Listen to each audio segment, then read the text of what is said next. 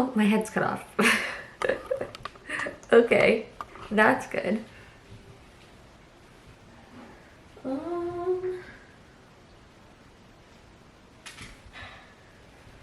See, if I'm back here, then it's fine. Hello, beautiful people. Welcome back to my channel. I'm Victoria. And welcome to a Christmas holiday reading vlog kind of thing. I think I made a brief clip of me talking about our first read for this holiday season. So if you saw my NPR video, I did scrap the Goodreads Choice Awards reading vlog.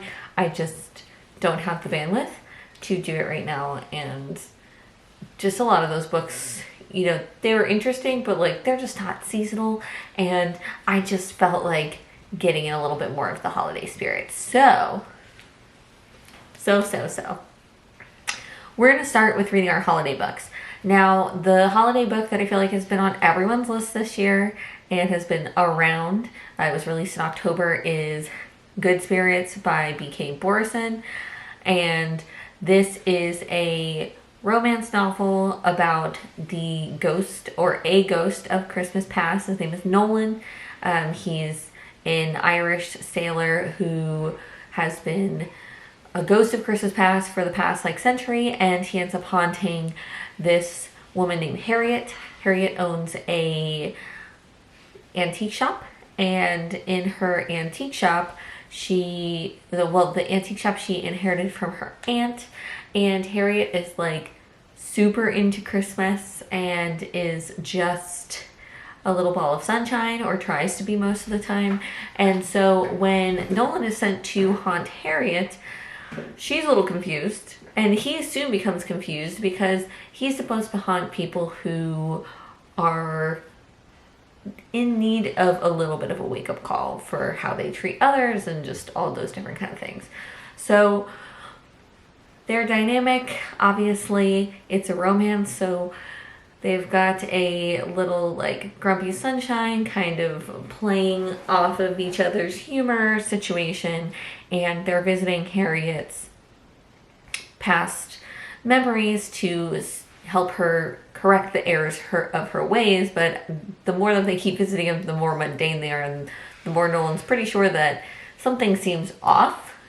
And so the romance obviously focuses on Nolan and Harriet, but then we also have this kind of mystery of sorts of how did Nolan end up with this assignment and what is truly going on here. So I am about 85% into the book now. I will say I wish there was now maybe I should preface this.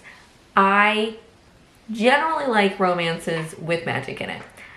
I'm going to have more fun in a romance if there is a magical element, so that's why I was really excited about this one. And didn't pick up Love Light Farms, which is another popular Christmas holiday book that B.K. Borison put out.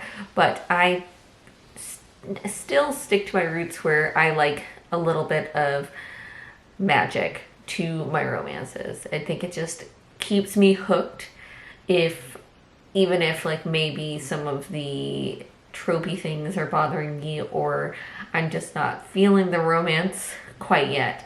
So the romance is cute. I wouldn't say I'm super into Harriet and Nolan's romance. I would say I'm more interested in Nolan's situation as we get further into the book. I feel like Harriet's situation is pretty standard, but I'm curious about Nolan's. I'm also curious about just this afterlife thing. I think I do really love bureaucratic afterlife stuff. So you'll see Nolan has a supervisor and stuff like this, and it's a super common trope in I've got cat hair flying in my face. It's a super common trope in K-dramas that revolve around death. So I've really enjoyed that, of just making it like this mundane, like everything's organized. It's, you know, they've got reporting to do and different things like that. So I'm definitely interested in continuing because I'm curious about, I'm assuming we're going to do this Christmas past, I'm assuming we'll do Christmas present and Christmas future. So it'll be like a 3-part series. That's my assumption. But there are just like some interesting things going on in the background there that I want to learn more about. So that for me is definitely more interesting, I think, than the romance itself and kind of Harriet's troubles. I do like her antique shop. I think that's a fun element. And then like Nolan's magic is super interesting. It's just like he's able to do a lot of things that you wouldn't think he's able to do. That I don't know if he thinks he's able to do sometimes, but I really like that aspect. I will also say it is weird because my younger brother's name is Nolan, so maybe that's also why I'm having a little bit of a trouble with the romance element of it, because it's just kind of weird. It's just a little weird. I've not had many situations where like the romance protagonist has a name that's like super connected to me, so it's been weird. Yeah, it's been weird. I don't know why I didn't realize his name was Nolan. I feel like I read the synopsis, but yeah, super strange for me. Super strange for me. So that is that update on here. I think the next book I want to pick up, I've got a couple already here. I want to do like a Christmas mystery as well, because I think those are really fun. Like a, in a house with like a murder party kind of thing. Those are super interesting to me. So I've got to find one of those. I saw a couple and I really am like craving that. I think that sounds really fun. So I might try to find like an audiobook that's like that. But let me see what I currently have on deck. Oh, so I do have How My Neighbor Stole Christmas by Megan Quinn, which I know is like a super popular one. And then I also have Holiday Ever After as well. And I think those are the only two. I mean, I'm not trying to overload myself here because obviously there's not that much time until Christmas. And I want to be able to actually read these books and enjoy them. Ooh. I just saw that, like, okay. I've got to make my most anticipated books for 2025, but I just saw, I really enjoyed the Rose Bargain, and it looks like in April the next one is coming out. So, I'm excited about that. So, those three I have, and alright, I want to find a, like I said, a Christmas, like, mystery murder in a house. I'm just going to type that in. See what pops up. I saw some at Barnes & Noble yesterday and I should have taken a picture. Christmas mystery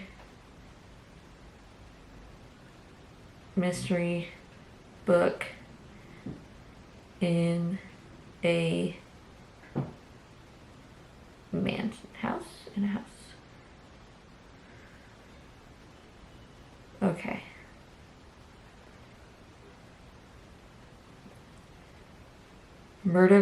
I think this one, Murder Most Festive, was one I saw at Barnes & Noble. Oh, this was published in 2023. It's a Frank Grasby murder. It doesn't have, like, the best reviews. Christmas Eve Murders. Okay, so this one says, a hilarious and gripping festive whodunit, perfect for fans of Richard Osman and Agatha Christie. It's a Christmas Eve at Merry Monarch. Nestled among the Yorkshire Dales, the pub is preparing to host its annual scavenger hunt for its rabble of regulars. There's the landlord, Mickey, his wife, Sophia, and their wayward son, James, local policeman, Alex, and a supernaturally minded deputy, Dawn, as well as Sita, Miss Farzarkali, the Kapoors, and Curtis, who's never far from his beloved dog, Barkley. Quite the crowd. And this year they are interrupted by a knock at the door by Maddie Marlowe, a journalist who was homeward bound to Edinburgh Edinburgh for Christmas, only to be stranded by car failure and the snowstorm that's closing on the village. But Maddie's arrival won't be the only surprise that night. When the power is cut off and darkness descends, the hunt turns deadly. Maddie and her unexpected Christmas companions must try to find the murderer amongst them, as it seems one of the group would kill to win. Fun. Okay, a possibility. The Christmas Murder Game. I think that's the same author. And I liked her stuff for what it was. Christmas Murder Game. I'm having a terrible time typing. I have what they call a mommy thumb, which essentially is like the tendons in my thumbs are super sore, so I'm wearing these. It makes typing difficult. Okay. Oh, it's on Hoopla. This one's on Hoopla. That's good. The Christmas Jigsaw Murders. So it looks like she does one every time. Okay, but I do like that this one's on Hoopla. All right. Oh, and an audiobook? Okay. So definitely we will do the Christmas, what is it called again? The Christmas Murder Game. Okay, so they have an ebook. That works. I saw an audiobook though.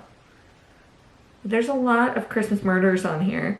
The Christmas Murder Game, which 12 clues, 12 keys, 12 days of Christmas, but how many will die before the 12th night? Agatha Christie meets Clue. Oh, already solved. But this is also the 12 days of Christmas. So I feel like this one would be good to start on December 12th. This way we can have it.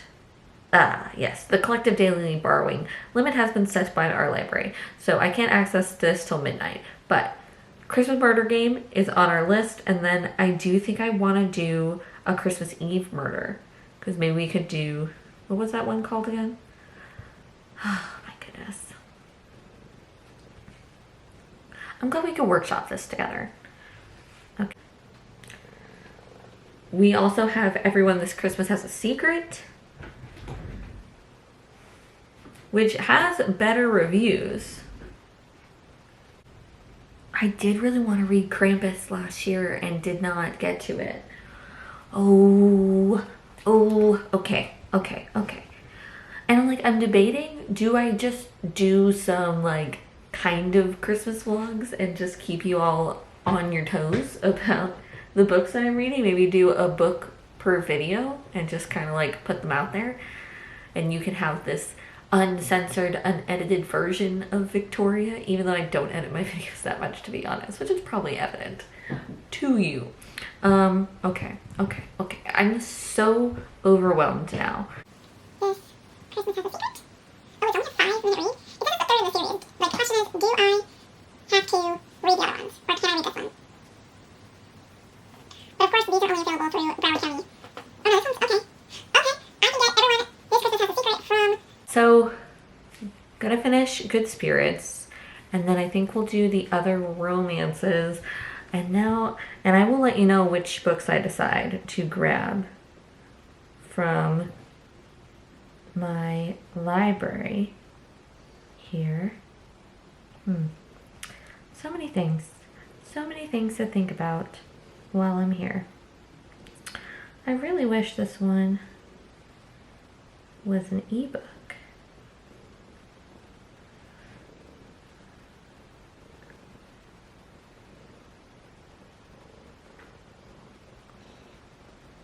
Let's see if that search.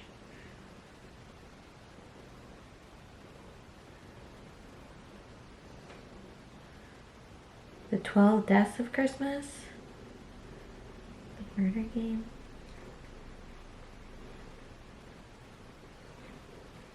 Okay, anyway, I will give you an update on that once I figure that out. But yeah.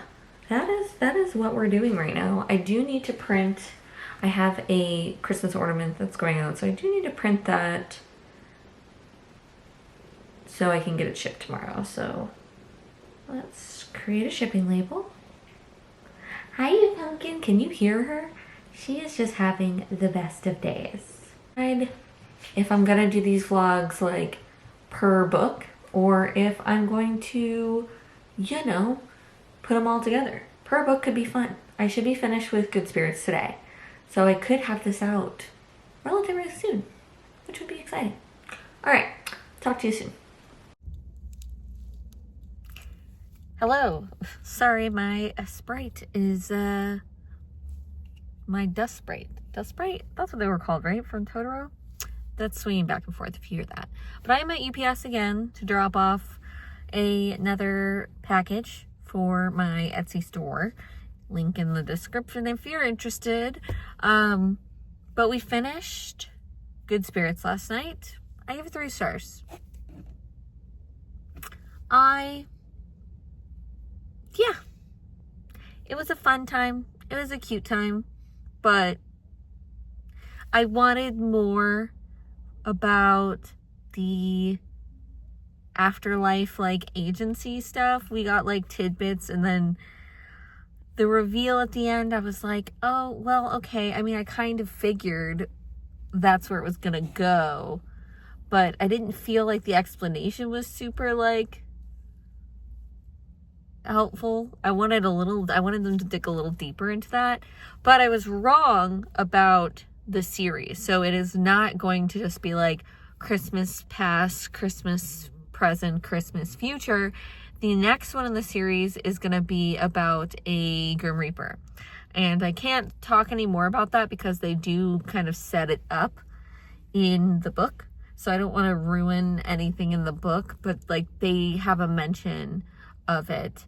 And I guess the character Isabella may be a character that we follow in some of the other books. She is like Nolan's supervisor, and I think that we'll be following her for a bit. She is interesting character. So I will pick up the next book in the series because I am interested to see if we get a little bit more of the building of this kind of afterlife agency kind of thing.